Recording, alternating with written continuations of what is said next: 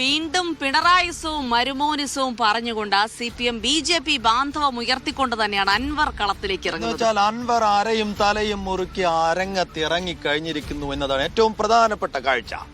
അപ്പോ മുഹമ്മദ് അസ്ലം അതിന്റെ വിശദാംശങ്ങൾ നൽകാൻ കോഴിക്കോട്ടുനിന്ന്. Aslam, good morning. അപ്പോ ബേപ്പൂരിന്റെ കാര്യത്തിലൊന്നും UDF-നകത്തൊരു തീരുമാനം ഇതുവരെ ആയിട്ടില്ല. പക്ഷെ അൻവർ തീരുമാനിച്ചു കഴിഞ്ഞ മട്ടാണ്. അദ്ദേഹത്തിന്റെ പ്രതികരണത്തിലും അത് വ്യക്തമാണ്. എന്തെങ്കിലും ഒരു ഉറപ്പ് അദ്ദേഹത്തിന് നേതൃത്വത്തിൽ നിന്ന് ലഭിക്കാതെ അൻവർ ഇങ്ങനെ തീരുമാനിച്ചിറങ്ങുമെന്ന് ഞാൻ കരുതുന്നില്ല. ഉണ്ടോ? കിട്ടിയിട്ടുണ്ടാകാനാ സാധ്യത. അസ്ലം, അപ്പൊ അങ്ങനെ ഒരു അനൗദ്യോഗിക വിവരം അൻവറിന് കിട്ടിയിട്ടുണ്ടോ? അതിന്റെ അർത്ഥത്തിലാണോ നേരത്തെ തന്നെ ഇറങ്ങിക്കഴിഞ്ഞിരിക്കുന്നത്? അപ്പോ അൻവർ വേഴ്സസ് റിയാസ് എന്ന ഒരു കളം അവിടെ സെറ്റ് ചെയ്യപ്പെട്ട് കഴിഞ്ഞോ?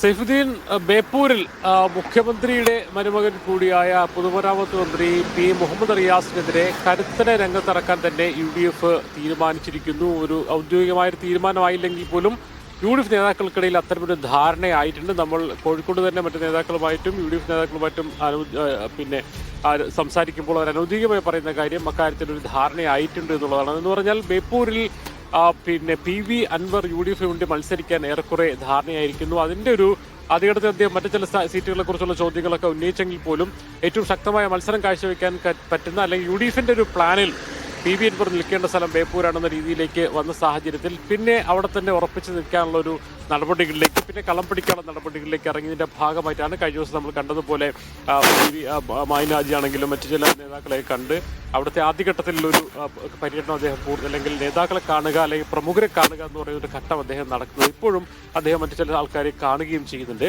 അദ്ദേഹം നമ്മോട് ഇന്നലെ നിന്ന് സംസാരിക്കുന്നത് ഒരു പക്ഷേ തീരുമാനമായില്ല എന്ന് പറയുമ്പോഴും ബേപ്പൂരിനെ ലക്ഷ്യമിട്ടുകൊണ്ടും അല്ലെങ്കിൽ ബേപ്പൂര് മുന്നിൽ വെച്ചുകൊണ്ട് തന്നെയാണ് അദ്ദേഹം വളരെ വ്യക്തമായി സംസാരിക്കുന്നത്. പിണറായിസത്തിനും മരുമോനിസത്തിനുള്ള മറുപടി, കാരണം LDF ഇറങ്ങുമ്പോൾ തന്നെ അദ്ദേഹം പറയുന്ന കാര്യം പിണറായിസത്തെ താഴെ ഇറക്കും എന്ന് പറയുന്നു. നിലമ്പൂരിലെ ആ ഒരു ചെറിയൊരു ഗ്യാപ്പ് UDF ആയിട്ട് തെറ്റി നിൽക്കുന്ന ഒരു ഗ്യാപ്പ് മാറ്റി നിർത്തി കഴിഞ്ഞാൽ പൂർണ്ണമായി തന്നെ UDF-നൊപ്പം ഉണ്ടാവും പിണറായി താഴെ ഇറക്കുക എന്നുള്ളൊരു മുദ്രാവാക്യം മുന്നോട്ട് പോകുന്നത്. അതിന് ഒരു പക്ഷേ UDF-നെ കരുതുന്നത് അതിന് പറ്റിയ മണ്ഡലവും P. മുഹമ്മദ് റിയാസ് മത്സരിക്കുന്ന ബേപ്പൂരിൽ നിന്ന് തന്നെയാണ്. അത് കാരണം വെച്ചാൽ LDF-നെതിരായ ഒരു തരംഗം അല്ലെങ്കിൽ LDF-നെതിരായ ഒരു ഭരണവിരുദ്ധ വികാരം മാഞ്ഞടിക്കുമ്പോൾ അത് ഏറ്റവും കൂടുതൽ പ്രകടമാകുന്ന ഒരു മണ്ഡലം മുഹമ്മദ് റിയാസിന്റെ ബേപ്പൂരായിരിക്കും എന്നാണ് UDF-ന്റെ കണക്കൂട്ടൽ. അതുകൊണ്ട് തന്നെയാണ് അതിന് പറ്റിയ ഒരാൾ അവിടെ തന്നെ പ്ലേസ് ചെയ്യുന്നത്. കൃത്യമായി 2-3 കാര്യങ്ങൾ ഇവർ പറയുന്നുണ്ട്. ഒന്ന്, സർക്കാരിനെതിരായ വികാരം ഉണ്ടാവും, അതായത് പിണറായിക്കെതിരായ വികാരം പ്രകടിക്കും.